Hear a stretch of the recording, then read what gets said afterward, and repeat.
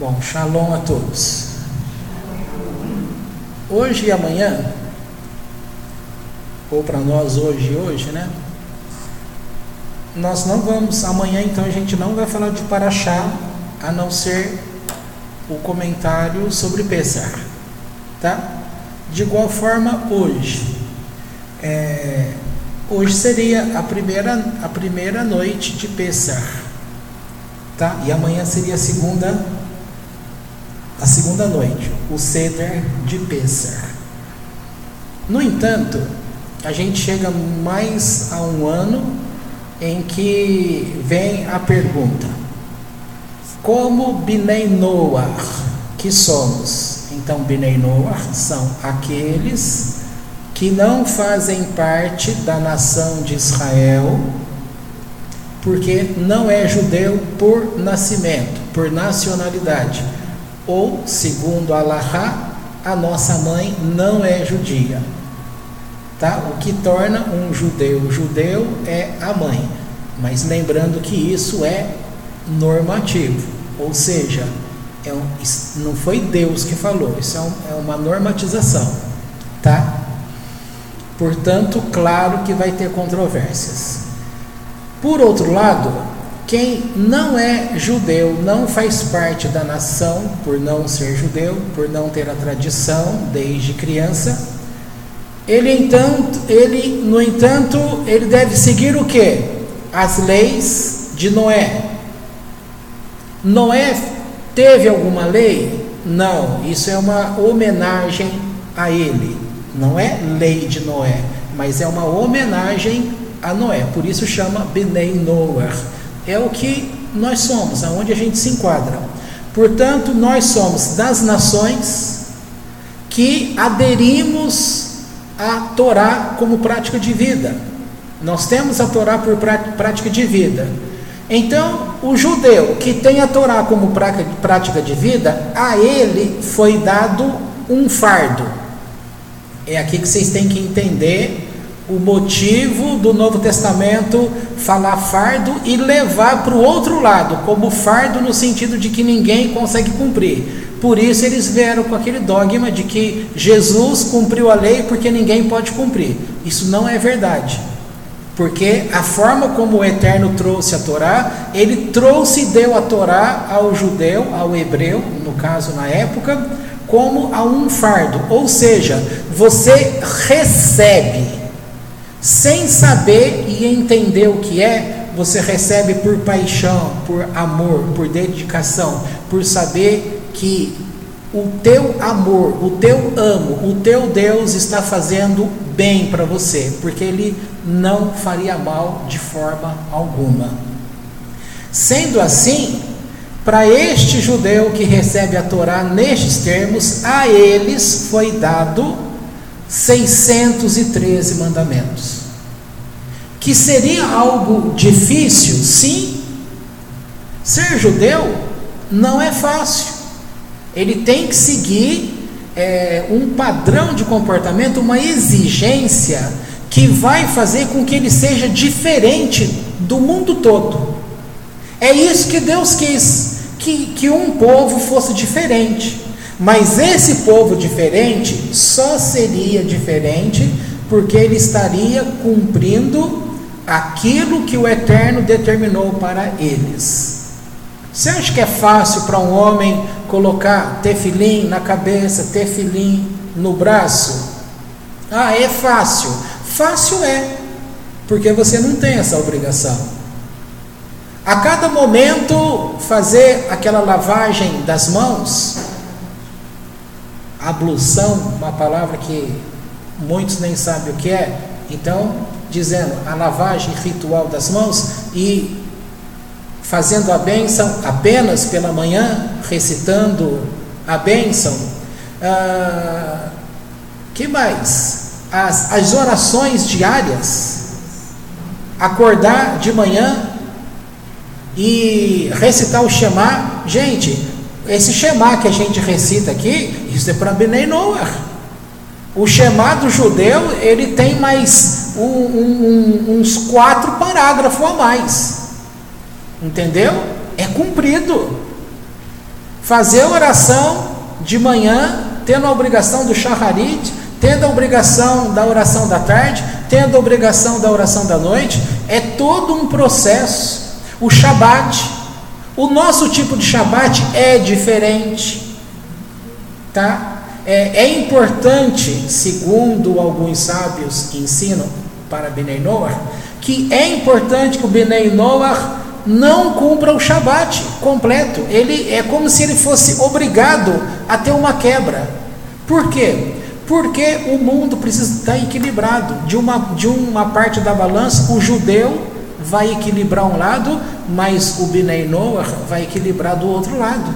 O Shabat é um mandamento para judeu, entendeu?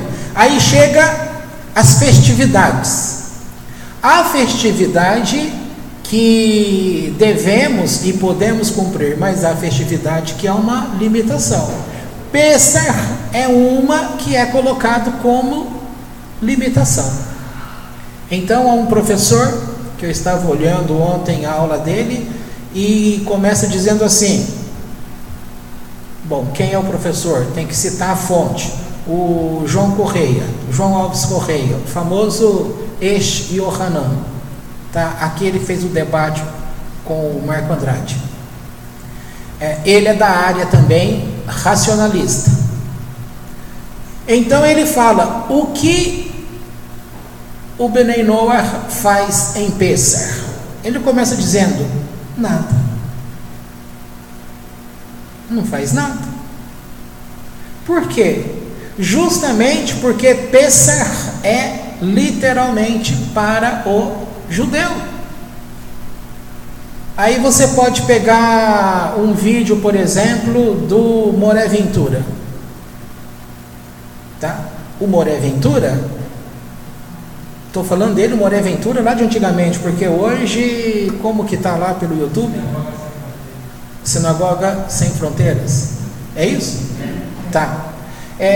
Então, para ele cita algumas fontes que há rabino em Israel, o rabino-chefe, ele citou 2 nomes pelo menos, que enquanto um vai falar que há uma proibição, porque no Shabat você sempre convida alguém para sua casa, tá? E em Pessah é, entre aspas, proibido o convite, tá? Mas nesse caso ele diz que mesmo no Shabat esses 2 rabinos-chefe, o prazer dele era trazer também o não-judeu para casa, tá? Então você vai olhando situações que você pode ficar confuso, porque você vai ter uma abordagem que um vai ficar de um lado tão extremista que ele literalmente não vai fazer nada. O outro, ele vai conseguir enxergar igual advogado, que vê na lei a brecha. Então o outro vê na brecha, na mesma lei. Aonde está essa lei? Êxodo capítulo 12, que é o que vai determinar Pessah, tá? Outro vai dizer que é uma alegria receber estes não-judeus. Mas o que eles vão fazer? Eles vão poder comer do cordeiro? Não vão poder comer. Agora, hoje o judeu come o cordeiro? Tem o ritual de matar o cordeiro, assar o cordeiro? Não, porque não tem o templo. Não adianta alguém sair vendendo o cordeiro aí que não vão fazer, porque precisava do templo. Como não tem um templo, então substitui como? Isso você já aprendeu. Todos os mandamentos que necessitava de regulamentação no templo foi substituído pelo estudo da Torá. E o Eterno diz que quando você estuda um mandamento, uma ordem, uma festividade da Torá, ele recebe como se você tivesse feito o sacrifício. Nós entramos no livro de Vaikra, Levítico. Aí se pergunta: poxa, por que nós vamos estudar este holocausto, no caso Olá, Minchá, os 5 tópicos, tá? Oferta pelo pecado, oferta por transgressão. Para quê? Justamente porque você estudando, o Eterno recebe como se você tivesse cumprido a lei, como se você tivesse imolado aquele boi para o holocausto e tal. Entendeu? Pois bem, aí novamente vem a pergunta: o que faremos? O que vocês leram aí? O que vocês podem falar? Hein, Gabriel, Jéssica, Lu, Ivete, quem leu alguma coisa? Andy, se quiser falar alguma coisa do que vocês leram, assim, de abordagem. Eu acho que a gente pode aproveitar o ritual que eles fazem, como vocês ouviram até o ano passado, o Dudu fala a respeito de Pêssego, você viu? Não. A explicação final, vocês viram, né? É uma coisa assim, maravilhosa, fantástica. Como ele faz para você colocar aquilo, para você fazer um conceito interno, né? Me ajuda aí vocês que viram, né? Mas isso foi ano passado, né? Não, ou agora? Não, ele fez o ano passado. Ah, o ano passado eu vi. Então, é aquele. Uhum. Para mim, exato, todos os passos ali, explicando o que significa cada um desses passos aí, o que você pode fazer no dia de hoje. Então, eu acho muito interessante. Entendi. Qual outra coisa vocês podem lembrar? Alguém quer falar mais alguma coisa? Quem está com a Torá aí? Alguém? Não? Eu vou abrir aqui também.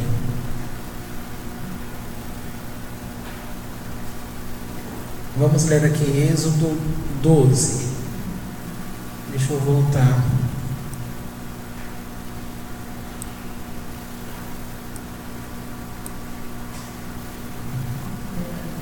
Nossa, voltei muito.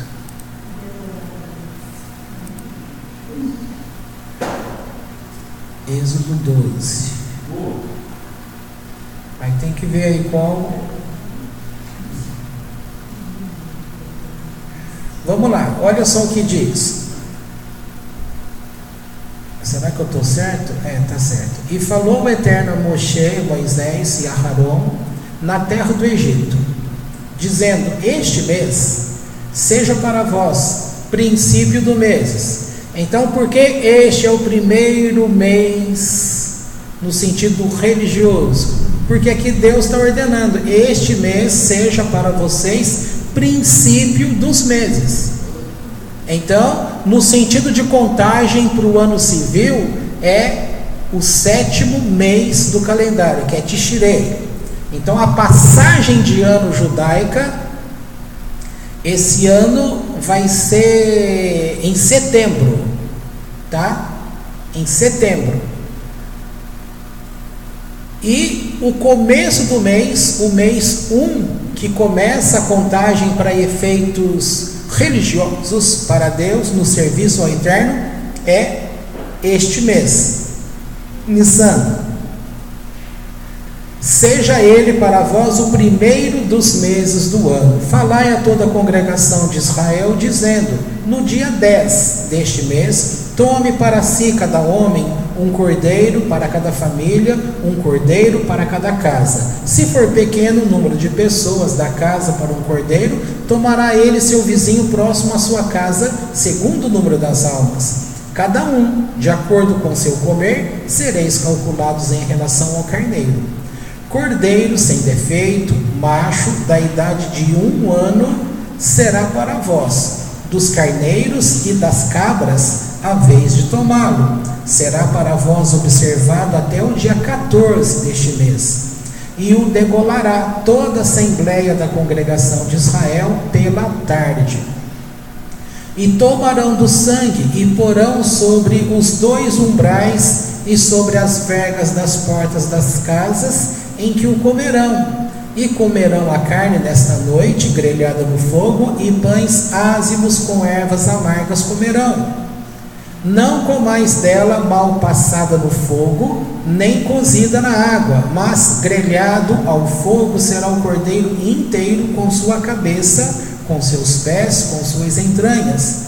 Não fareis sobrar nada dele até a manhã, e a sobra dele pela manhã a queimareis no fogo. E assim o comereis, vossas cinturas cingidas, vossos sapatos nos pés, vossos cajados em vossas mãos, e o comereis com pressa. Pêssar, Páscoa, é para o Eterno.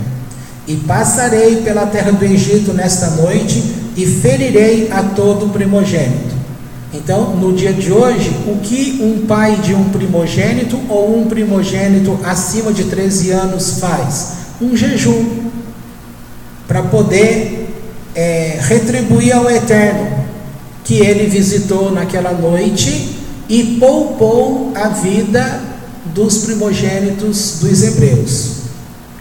E passarei pela terra do Egito nessa noite e ferirei a todo primogênito na terra do Egito, do homem até o animal, e em todos os deuses do Egito farei juízos. Eu sou o Eterno. E em todos os deuses do Egito farei juízos. Gente, qual era um deus do Egito que a gente leu aqui? Carneiro era um deus no Egito, e o Eterno mandou matar o carneiro.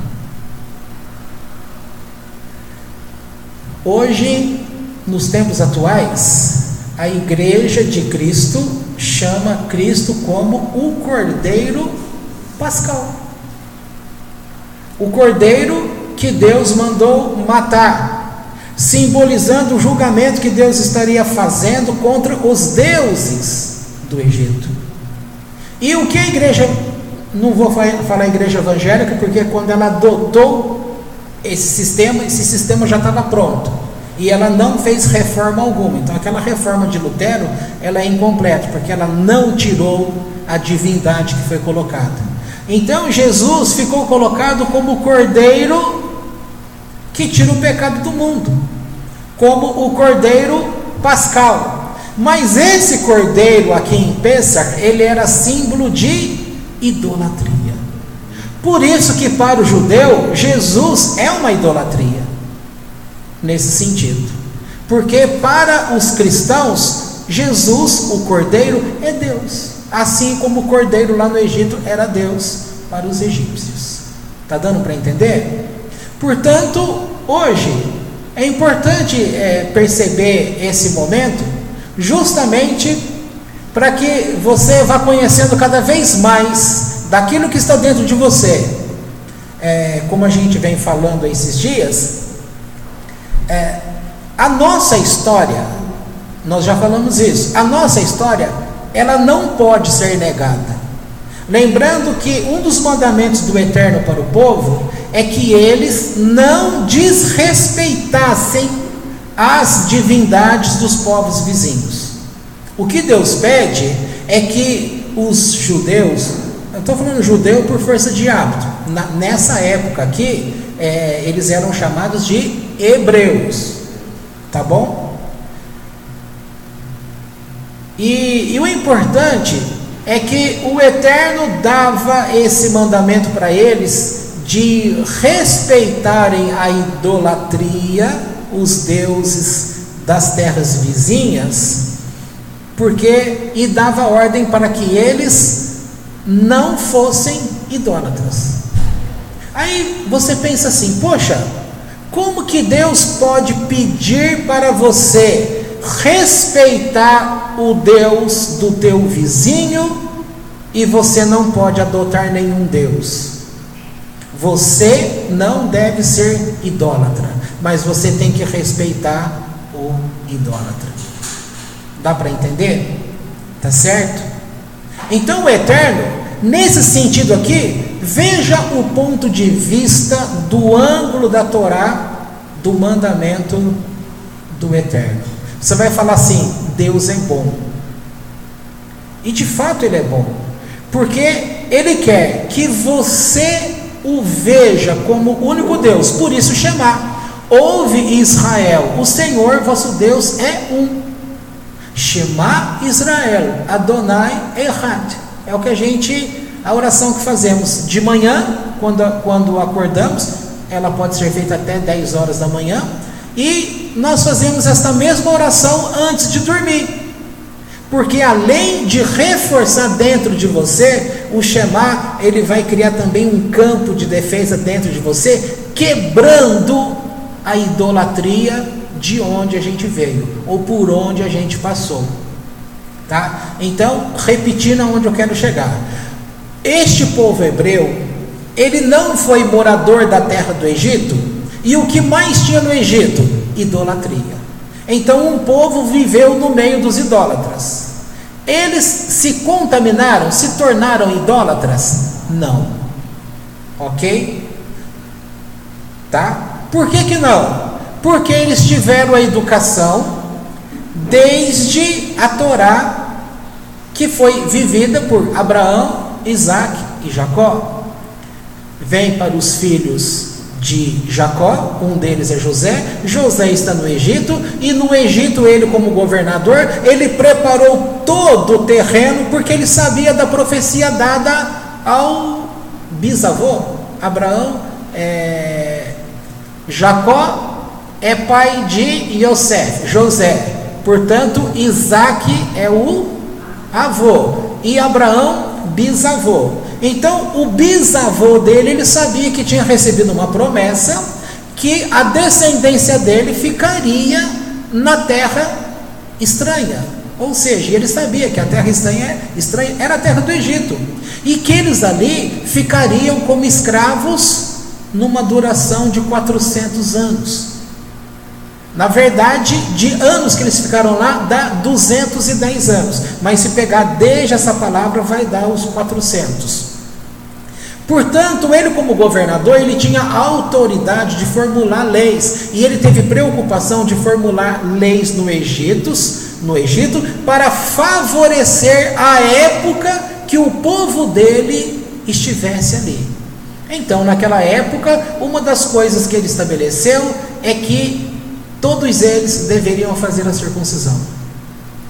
Então, quando o judeu chega lá e vai ser circuncidado ao nascer, os egípcios não acharam estranho, porque os egípcios também faziam a circuncisão.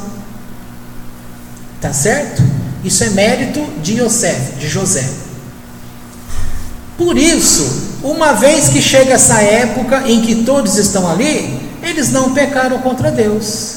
Eles puderam cumprir estes mandamentos do Eterno sem se desviar do Eterno. Eles não tiveram os seus nomes mudados. Um dos méritos deles também é este.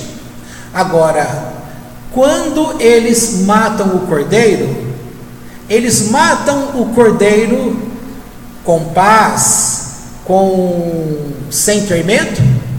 Não, eles matam o cordeiro nesse dia morrendo de medo. Por quê? Porque eles poderiam ser mortos. Porque para cada vizinho no Egito, o vizinho da casa deles, que tinha esse cordeiro como Deus, seria uma afronta para eles, enxergando que o seu vizinho está matando um cordeiro, ou seja, está matando o seu Deus. E aí podia suscitar a ira e eles partirem para a agressão. Tá? Agora, então, do ponto de vista da Torá e do ponto de vista de Deus, que eu estava pedindo para você acompanhar, o Eterno olha para um povo, enxerga o povo dele naquele lugar como sendo descendência de Abraão, e deixa esse povo crescer no meio de regras idólatras, participantes de uma nação idólatras. E eles não se contaminaram, porque eles tiveram uma educação que vem desde Abraão. Certo? Entendido isso? Agora, pensa em você. Pensa em você. Pensa em você. Você teve educação do teu pai Abraão? Não. Cada um nasceu aqui no Brasil certo? E eu não sei porque minha mãe foi parar lá naqueles cantos, mas eu nasci em Aparecida. Aparecida, o que é no Brasil hoje? É como se fosse a capital da idolatria, entendeu? Eu nasci em Aparecida e ainda fui batizado lá nessa basílica que estava em construção, que todo mundo faz romaria hoje para ir para lá. Fui batizado lá, dona Adélia? Eu fui batizado lá, tá?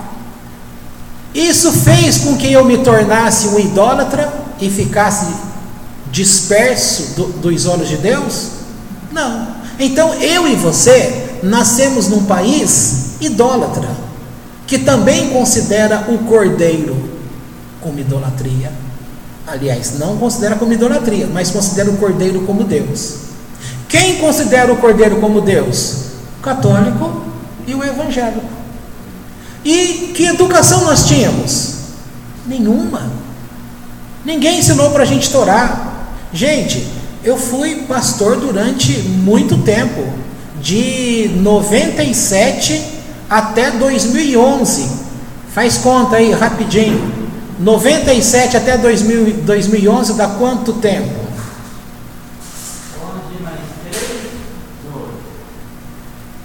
97. Isso, mais 3, 11, 12, 13, 14. É isso? 14 anos. Então eu fui pastor durante 14 anos. Durante esses 14 anos, nunca me foi ensinado o que é lei. A igreja evangélica e eu, como pastor na época, eu nunca dei aula para vocês para falar o que é lei, sobre lei, porque nem eu sabia. O que se estuda é leis cerimoniais. Não pega não. Mas se você no passado, olha, vou fazer uma pergunta para a Andy, que fez o seminário lá. Andy, no seminário, você aprendeu sobre leis cerimoniais. Entendeu alguma coisa? Se entende alguma coisa? Não entende. O próprio livro escrito por pastores sobre leis, eles dividem leis cerimoniais de outros tipos de leis, e não consegue compreender e trazer para a gente, ou seja, para a membresia da igreja, uma compreensão sobre o que é lei. Então, quando se ensina lá pelo Novo Testamento que aceitamos a Jesus e que Jesus, como cordeiro, pagou o preço do nosso pecado, que ele cumpriu a lei para que você não cumprisse a lei, nós nem sabemos o que é essa lei, porque não se é ensinado. Lei fica como sendo o conjunto das regras. Se você perguntar para um evangélico quantas leis são, ele vai falar, não sei, as leis é todo o Velho Testamento. Não, as leis não é todo o Velho Testamento. As leis são 613 mandamentos, são 613 leis. É como se você perguntasse para um advogado hoje, quantas leis tem o Código Processual Civil? Ele vai falar, não sei. Não contrate esse advogado para nenhuma. Quantas leis tem o Código Penal? Ele vai falar, mas tem Código Penal? Você fuja desse advogado. Só que as pessoas não fugiam da gente, porque esse tempo todo, nós que já saímos de lá, e quem ainda está lá, eles continuam não sabendo o que é lei. Eles falam da lei cerimonial, falam disso, daquilo, mas não explicam o que é 613. Primeiro porque eu duvido que eles saibam o que é 613, porque em si você vai achar 611, e é aquela pergunta, onde estão as outras duas? As outras duas são a própria palavra do Eterno. Quando ele entrega a Torá, ele fala com a própria boca dele os 2 mandamentos. Eu sou o Senhor vosso Deus, vocês não terão para vocês outro Deus senão eu mesmo, porque eu tirei vocês da terra da escravidão, o Egito. Entendeu? Agora voltando para aquilo que eu estava falando, nós nascemos numa nação que não teve educação de Abraão, de Isaac, Jacó, de José, de nem nada. A educação religiosa que a gente recebeu de católicos de forma geral, de evangélicos de forma geral, espírita de forma geral, porque espírita fala muito de Novo Testamento também e fala de Jesus, tudo isso que a gente recebeu não tem nada a ver com aquilo que é a verdadeira Torá. Então nós não fomos educados pela Torá. Onde é que nós vivemos? Numa terra, não vamos dizer que é estranho, porque Deus nos fez nascer numa nação fora de Israel. Naquela época nem existia Israel. Jerusalém veio à existência em torno do ano 1000, quando Davi, o rei Davi, que edificou Jerusalém. Ele que lutou e comprou aquele terreno lá, que seria a cidade. Mas antes disso, Abraão, Isaac e Jacó oraram no mesmo ponto, no mesmo lugar, que um dia seria o Monte Moriá, que é o monte do templo. Então, justamente aonde estava ali a Arca da Aliança, é o mesmo lugar onde Abraão orou, onde Isaac orou, onde Jacó orou, onde Jacó viu a escada, onde ele teve a plena compreensão de que Deus estava ali. Então ele compreendeu que ali era um portal, e esse portal ligava a eternidade de cima com este mundo de baixo.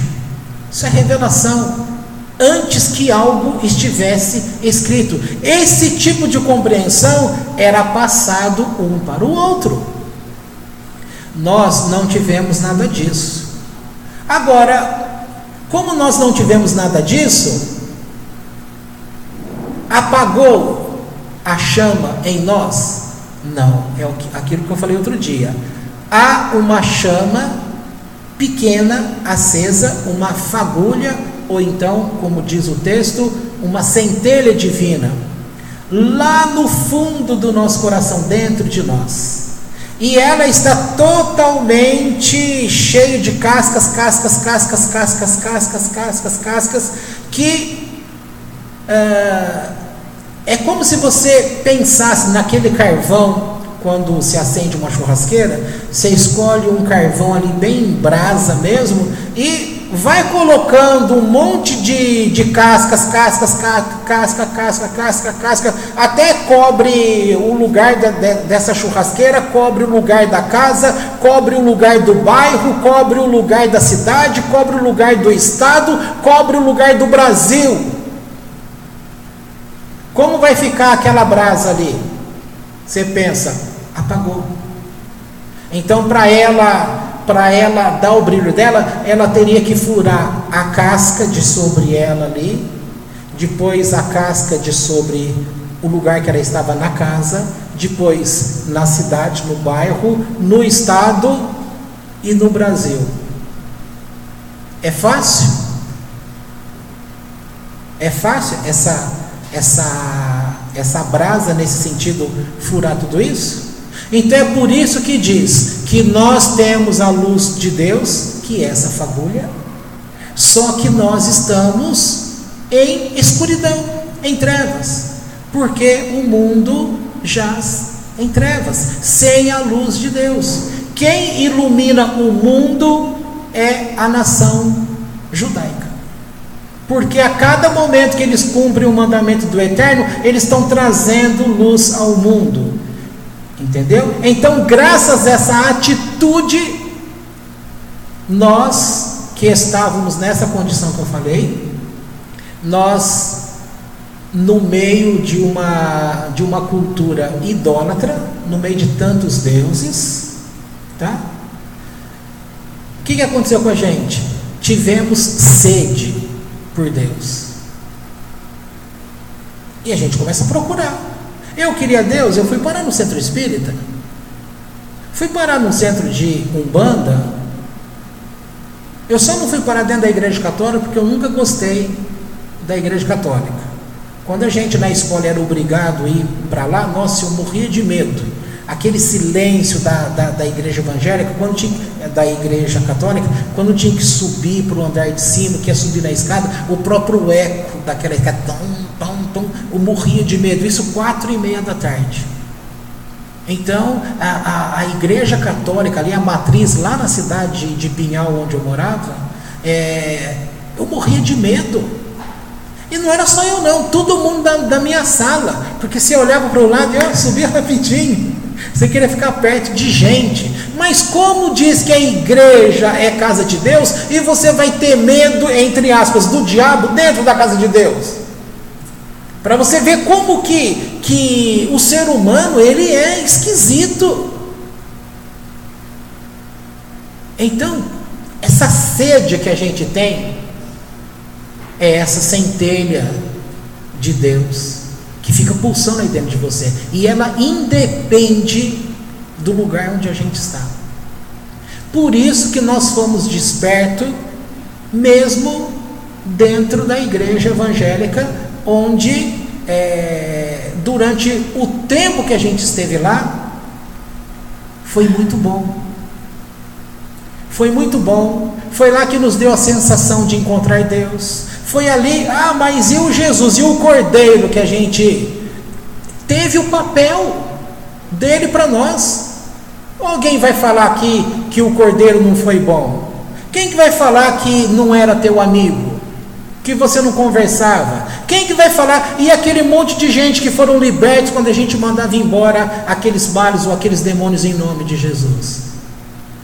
Como que nós vamos negar que essas pessoas tiveram as vidas melhoradas? Quando Deus visitou a mim lá naquele quarto, na casa lá, e quando me deu orientação, as pessoas que eu comecei a tratar em primeiro lugar, foi a Lu, foi a minha mãe, foi a Rose, minha irmã, entendeu? Eu comecei literalmente com os de dentro de casa.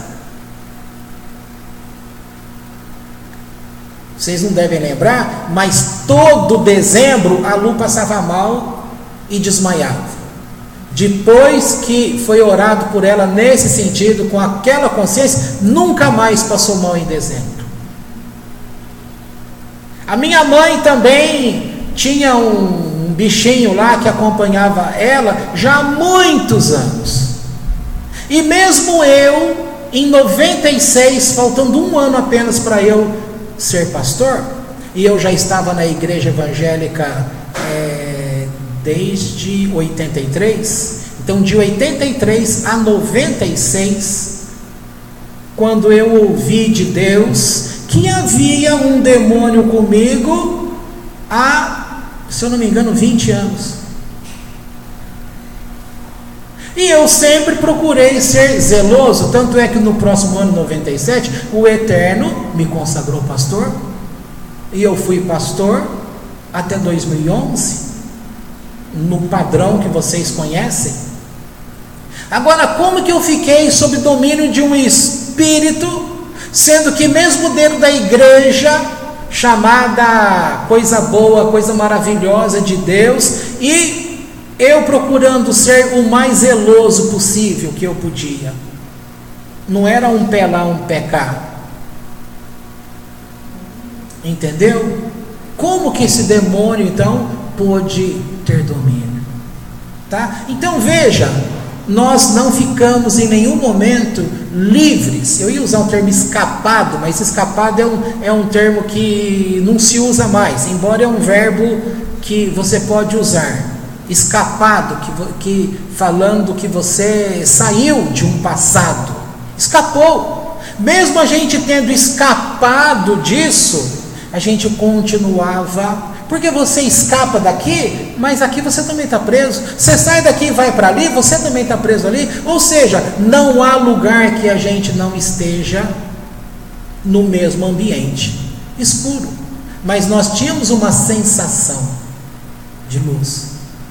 Tá? Agora vamos voltar com Pêssar, que eu estou falando. Então o Eterno fala para o judeu que este mês marca o começo de um ano.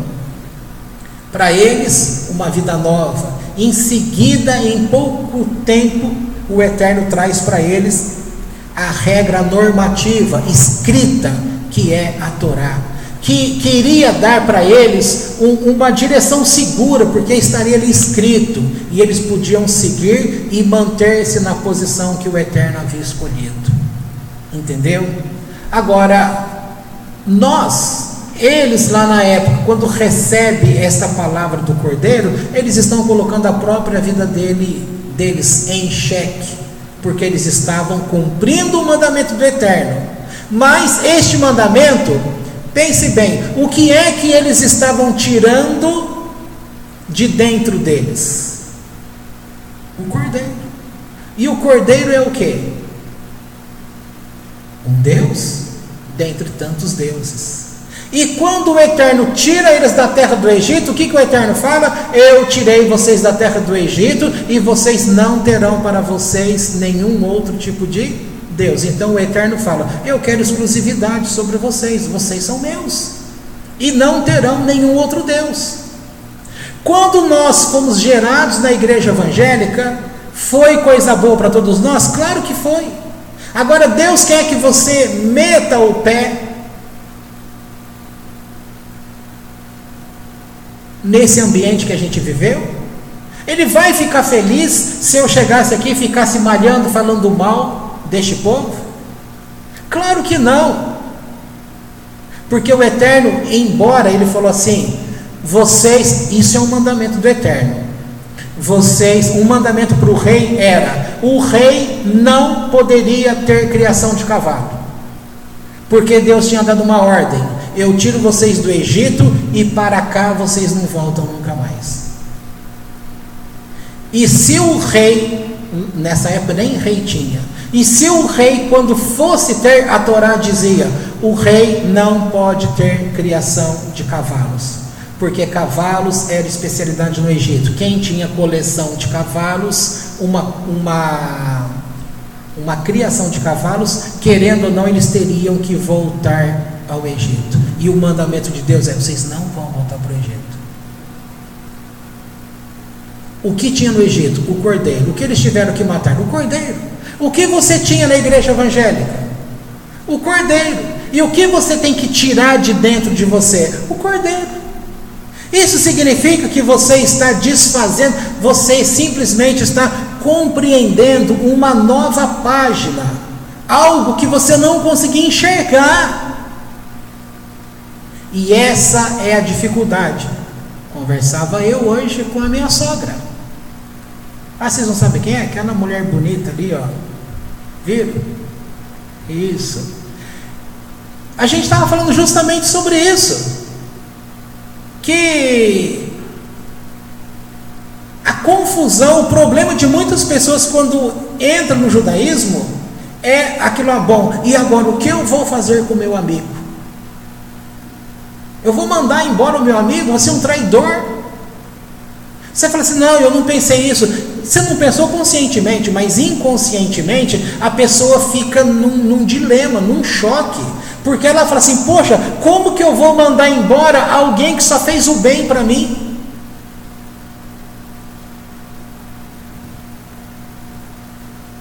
E aí? Mas Deus está falando para você fazer todas essas coisas? Não, Ele quer que você compreenda. Porque se você não está mais naquele meio, você está aprendendo algo novo, você está compreendendo o que era de fato o cordeiro. Não pode ter o cordeiro em você e ter o Shema ao mesmo tempo. Mas o Shema em você vai te ajudar a se libertar do cordeiro. Porque o Shema, ele vai criar uma defesa dentro de você que vai quebrar a questão de Deus Pai, Deus Filho e Deus Espírito Santo. Eu revi. Que hora que é? Está tarde? Quanto? 15. Eu vi uma palavra, o título dela era assim: o Deus do cristianismo é o mesmo Deus do judaísmo? Qual foi a pergunta, Everaldo, que aquele senhor ali fora, naquele último culto, fez ali fora para mim? Não sei se você lembra. Ele ali, cheio dos goró dele, ele insistia numa língua. Quando eu falava alguma coisa, a pergunta dele foi, me dando um abraço, falou assim: mas o meu Deus não é o mesmo Deus que o seu? Como é que você vai responder uma pessoa? Ou quando a gente veio para o judaísmo, a minha irmã falou para Lu, então quer dizer que vocês no passado viveram uma mentira, estava tudo errado? Como que se responde a essas coisas? Por que aquele que era teu amigo, hoje ele é teu inimigo? Pense bem, Deus mandou o povo ser inimigo do Egito? Não. Mas mandou retirar a parte do Egito para não ficar dentro deles, que no caso é a representação do cordeiro, simbolizando a idolatria. Deus pediu para que não voltassem ao Egito, para não ter problema de recaída e se vincular a qualquer outra coisa. Mas ele mandou respeitar as nações, porque não era só o Egito que tinha problema com a idolatria, as nações vizinhas, todas elas tinham. Então os demais orientações que vinham, estava lá: não quero que vocês se comportem como é o comportamento das nações que estão no meio de vocês, que para a época era em torno de 70 nações. Então o Eterno estava falando: briga com todas elas, matem todos eles. Foi isso que ele falou? Não. Mas ele falou o quê? Vocês não serão como eles, mas vocês não abrirão as vossas bocas para falar mal dos deuses deles. E se um estrangeiro vier no meio de vocês e quiser ter a mim como Deus da forma que vocês têm, deixem e tratem bem os estrangeiros no meio de vocês. E lembrem, porque um dia vocês foram estrangeiros na terra do Egito.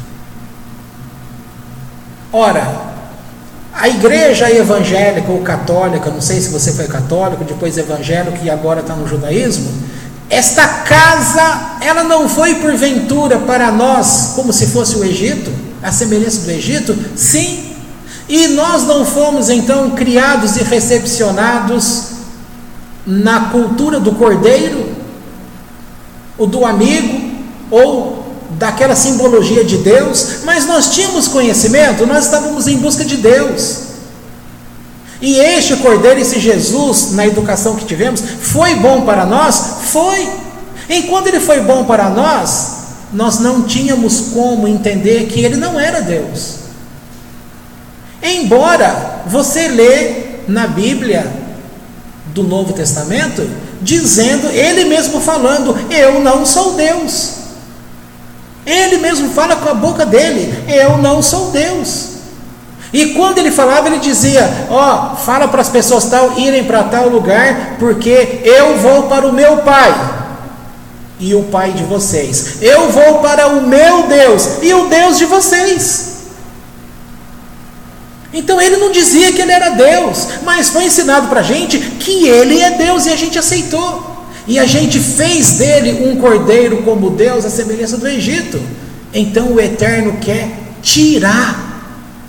matar o cordeiro, porque senão você não consegue começar o ano. Dá para entender? Como que você vai viver o ano? E o ano aqui significa como que você vai viver a tua vida se você não mata o cordeiro. Você não vai conseguir conhecer as doutrinas do judaísmo se você não mata o cordeiro. Aí, só que a gente pensa assim: eu vou matar o cordeiro e mato o cordeiro. Só que ninguém consegue matar o cordeiro e no outro dia está livre do cordeiro. Não tem como. Nós tivemos um período de transição em que o Eterno não cobrou nada da gente, nós nem sabíamos como fazer, até que a gente vai estudando, compreendendo, e a gente chegou naquele ensinamento que eu até falei dos 2 bonequinhos, e mostrando o que é um, o que é outro, e fomos entender que o Jesus que a gente acabou conhecendo como igreja não é o Jesus que de fato existiu de verdade. Porque o Jesus que existiu de verdade, ele tinha acesso nas sinagogas, porque ele não dizia que ele era Deus e ninguém via ele como Deus.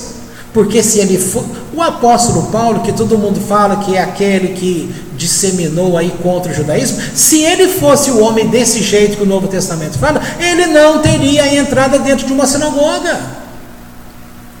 Onde é que ele ia pregar esse cristianismo? Dentro de uma sinagoga. Ele conversava com judeus, debate público que ele tinha com pessoas. Estevão morreu num debate público contra Shaul, que em pouco tempo depois se transformou no famoso Paulo. Debate público, tá? Só que Shaul, ele estava defendendo o judaísmo e o Estevão defendendo o cristianismo. Foi isso que aconteceu. Então a gente pôde compreender algo que mesmo a igreja evangélica ou católica nunca pôde ensinar para a gente. Para eles não sabem que houve dois. Agora cabe a linguagem, né, do Rio de Janeiro, Jesus. Houve dois. Mas como que houve dois? Então houve duas mães, duas Maria, dois José, dois... Não, houve um casal. Maria nunca se chamou Maria. Maria é Miriam. Por que mudaram o nome dela? Por que disseram que este menino nasceu não da geração do pai dele, Yosef? Como foi dito que ele nasceu miraculosamente? Se ele nasceu miraculosamente, então ele não pode ser o Messias. Ele não pode ser aquele que é o Salvador que vem educar o mundo. Por quê? Porque a regra da Torá para o Messias, ele tem que ser um homem normal. E um homem normal significa que ele é filho de uma mãe que tem um pai. Uma grande sacada é na questão quando o anjo está tirando Ló da cidade de Sodoma e Gomorra. A mulher dele vira estátua de sal. As duas filhas pensam que elas vão morrer, que o mundo tinha acabado. Embebedam o pai. Numa noite, uma transa com o pai e tem um filho. Na outra noite, a outra filha transa com o mesmo pai e também tem um filho. Deu origem a duas nações: Amon e Moabe. Moab, Av é pai. Isso aqui não é mérito meu não, isso aqui é uma palavra que eu ouvi do Rabi Yaakov. Então ele conta que essa palavra que é dito filho do meu pai, era para deixar claro que não existe ninguém nesta terra que não seja filho de alguém que não seja um pai. Então quem está nesta terra que nasce da barriga da mamãe, teve que ter um pai. Agora, mas o pai de Jesus é Deus. Então eu te pergunto, a regra é que o Messias vem da geração de Davi, tem que vir da tribo de Yehudá. Quem gerou Deus? Como da tribo de Yehudá, Judá. Deus tem tribo? Então, se ele é o pai de Jesus, qual é a tribo de Jesus? Como que ele pode ser da tribo de Judá? Tem como? Não tem como. Então aí ele não pode ser o Messias.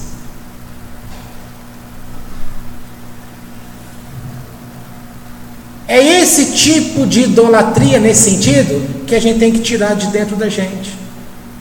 Começar o ano com Pêssar e começar a reavaliar os ensinos que tivemos no passado. Porque talvez até então você se acostumou a ficar sem o Jesus, mas será que esse Jesus não continua dentro de você? Talvez o Cordeiro ainda esteja dentro de você. E você não pode ficar com esse cordeiro. Esse cordeiro tem que ser morto em Pêssar. A cada ano, como a gente vem de fora, a gente tem que fazer esse julgamento e olhar para dentro de nós. Quanto que de fato eu compreendi de Deus o ano passado, para começar esse ano agora com Deus, mais livre, para receber mais luz dele. São estas coisas que a gente tem que aprender a visualizar. Aí sim, nesse sentido, o Cordeiro, ele deixa de ser um Deus para nós, e ele passa a ser um momento em que ele vira um ritual que nos liga de fato a Deus, que é o responsável para que a verdadeira palavra de Deus chegue a nós. Então, como conclusão, o que eu quero dizer? Eu quero dizer que, se está dentro dessa sinceridade, significa que o Jesus que você conheceu, que eu conheci na igreja, ele é o Cordeiro, que agora sendo morto, e nós o matamos, ele abre cada vez mais caminho para Deus. Ah, mas esse Cordeiro você está falando que a gente tem que ficar com Jesus? Não, não é isso que eu estou falando. Eu estou dizendo que, por mais que a gente teve contato com Jesus, esse Jesus, ele nos levou a Deus, porque você já tinha aquela chama acesa dentro de você, que vem de Deus. Agora, guarde bem, eu quis dizer que mesmo o Jesus que existiu, ele não pecou contra Deus, em princípio, porque há textos do Talmud que eles alegam que Jesus foi um rebelde, e que ele é identificado logo no começo de Pirkei Avot. No dia, eu nem deixei vocês lerem aquele comentário do Pirkei Avot de Maimônides, porque está lá escrito, e este é identificado como Yeshua de Nazaré. Quem é o Yeshua de Nazaré? Jesus. Então ali estava dizendo que ele era aquele que se rebelou contra aquele sábio e foi excomungado. Só que outros vão dizer que este Jesus aí dá uma diferença de 200 anos para o Jesus que a gente em parte conheceu. Só que esse Jesus que a gente conheceu não é de verdade aquele que nasceu lá no começo da contagem. Se pegar pelo calendário, usando ele no sentido sem correção nenhuma, que nasceu no ano 0 e que morreu no ano 33. Esse que morreu no ano 33, ele se tornou esse Jesus que a gente conhece a partir do ano 400, mais precisamente 325 da Era Comum, Ano Domini.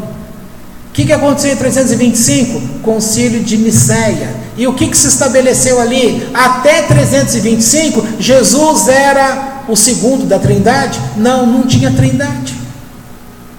Então, a partir de 325, foi colocado que ele era Deus. Então, quando você conheceu um Jesus, você o conheceu como Deus. Mas quem que o instituiu como Deus? Foi Constantino, o imperador romano. Constantino é o pai da igreja. Não é como a igreja católica fala que o pai da igreja é Pedro, o primeiro papa. O pai da igreja não é o famoso... Quem lembra o nome aí? Me deu um branco aqui. Ai, não lembro. Se eu lembrar, eu falo. Então, o verdadeiro pai aí nesse sentido é Constantino, o imperador romano. E quando ele faz isso, fica estabelecido que já ouviram falar de Ário?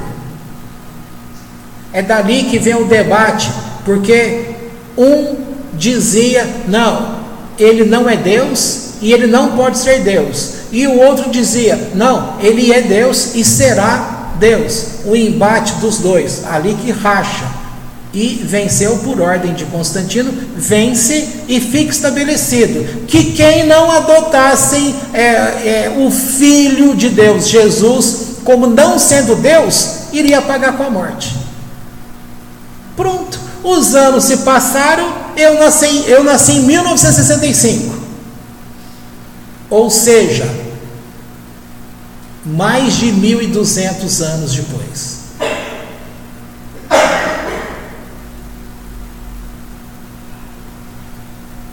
Muita coisa passou nessa água aí, não é verdade? Se nós estamos falando do ano de 400, você põe mais 1.000, dá 1.400. O Brasil não tinha sido descoberto. O Brasil foi descoberto em 1500 e eu nasci em 1965.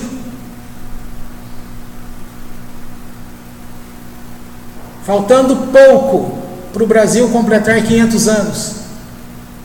Só que lá para trás, há mais de 1.000 e tantos anos, começaram a dizer que esse Jesus era o segundo da Trindade e ele era Deus.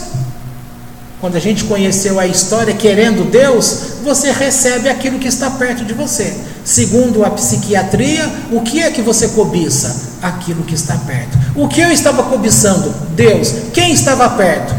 Jesus. Então quem eu cobicei e peguei? Jesus.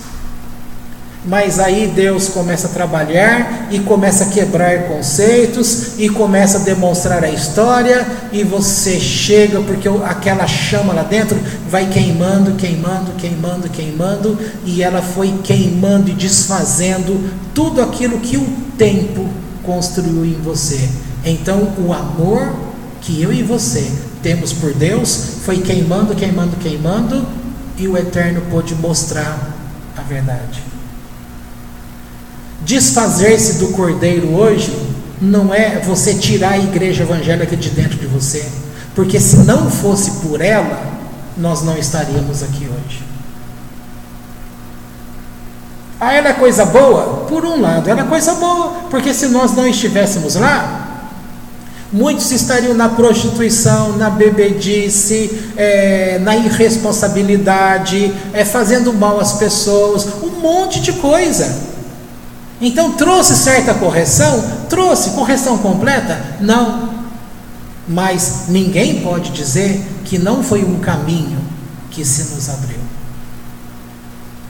Por isso, gente, ninguém tem que ficar aborrecido, triste, e o Eterno não fala para você chutar a tua história, porque se você joga fora a tua história, você fica uma pessoa sem passado. E se você não tem passado, você vai ter dificuldade para saber quem é você hoje. Se você não sabe quem é você nem no passado e nem hoje, você não tem noção do que é você amanhã. Você não tem sonhos, perspectivas. Agora Deus quer realidade. Então Ele quer mostrar para você que você seja consciente que você está hoje com Ele, mas que num passado não tão distante, você esteve num outro lugar. Deus pede para que o povo esqueça do Egito? Ele pede para que não volte ao Egito. Mas o que hoje, no mundo inteiro, numa casa de judeu, que história eles estão contando para a família? Essa história do Cordeiro. Essa libertação no Egito. Como Deus tratou os deuses do Egito e como o mar se abriu e aquelas águas mataram o exército de Faraó. No mundo inteiro, onde quer que esteja um judeu praticante, hoje, na noite de Pêssar, o que eles estão fazendo? Comendo a comida, cumprindo os mandamentos do Eterno e ali, contando como foi a vida do antepassado deles no Egito. Então, Deus pediu para que se esquecesse do Egito? Não. E por que você acha que Ele vai exigir que você esqueça o teu passado de igreja evangélica? Que na analogia, seria o teu Egito. Você vai lembrar. O que você não pode é voltar para lá. E como que a gente volta para lá?